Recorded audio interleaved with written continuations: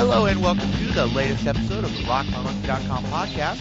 Today we are speaking with the band Crossfade about their new CD, We All Bleed. How are you doing today? I'm doing pretty good, man. Had a late night last night of rehearsals, so I'm just kind of rising and shining. But it's a nice sunny day here in Columbia, South Carolina, and doing good, man. Okay. Now you told me before I pressed record, but which band member am I speaking with? Eddie. Oh, okay.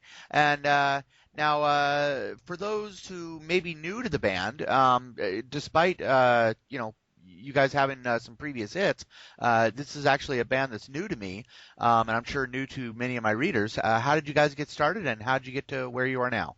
Give me kind of the Reader's Digest version. I got you. We formed in like 1990. Actually, we've been together for quite some time.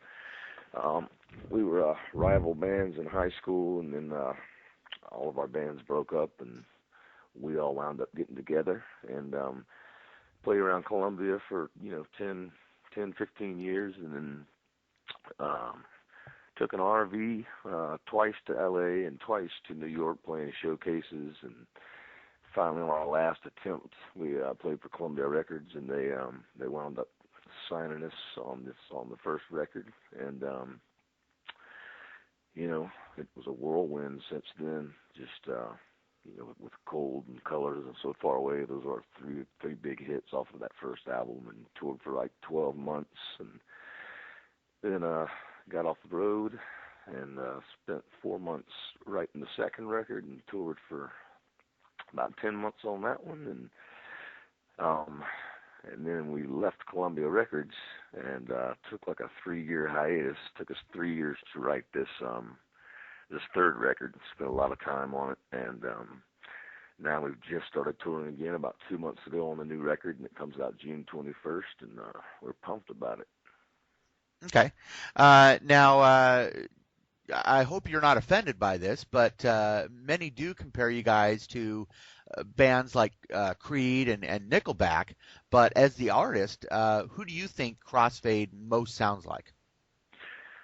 Well, I can understand that comparison from the last two records, but this new record is it's quite different. It's a lot darker, a lot heavier. I would compare it, maybe a little more to Tool or Nine Inch Nails, a little closer to that type of band rather than the old typical modern rock stuff, I guess. Now, if you guys have made such an extreme change in style, because I mean, Nine Inch Nails versus Creed or Nickelback, that's a pretty extreme change. Was there label pressure to kind of soften the edges on the last two albums? No, not at all. Actually, we added a new member to the band, Les Hall, and he's an incredible musician. He plays just about every instrument there is, so that added so many different layers. And he's a very dark writer, and it used to just be myself and Mitch writing the music, but Les's influence on the band has given it, a lot more of an edge and a lot more of a darker feel, and some more, I guess, on some of the songs, more techno kind of stuff, and a lot of string instruments and that kind of thing. So I think the main change has been, adding Les as a writer has given us a lot darker sound.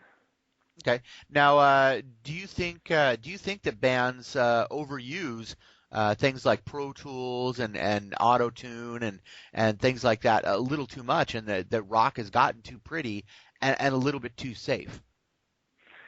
Well, we're one of the bands that actually, we have our own studio, and we use Pro Tools, and we record track by track. That way we don't go into a commercial studio and record that way. So that being said, we're huge fans of Pro Tools and any of the tools that we can use. Now, I do think that the use of autotune does, that definitely gets heavily overused.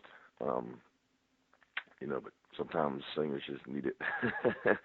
but but no, we're huge fans of all of that, just because that's the way we do it. So Okay. Now, you mentioned a little bit about your new lead guitarist, keyboardist, Les Hall, kind of rejuvenating the band and kind of giving it that new energy and kind of changing your style to a uh, more critically friendly as opposed to commercially friendly sound. Um, but besides just what as far as the sound of the album goes, what do you think makes this the best CD that the band has ever done? um, well, I really think um, on a lot of the songs there's um, four-piece um, orchestra playing, um, which which definitely gives it a great flow and that nice. I keep saying dark edge, but it just gives the album a sadness to it that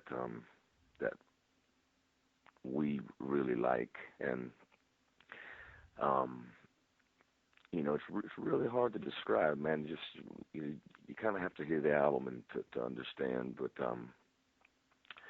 just so many different elements that Les has added as far as strange noises and awesome guitar sounds and the orchestra and some of the techno stuff, and just layers of fat guitars and just so many different layers and elements that didn't exist on the other two albums. Okay. Now, I noticed that your tour dates only go up to May 28th.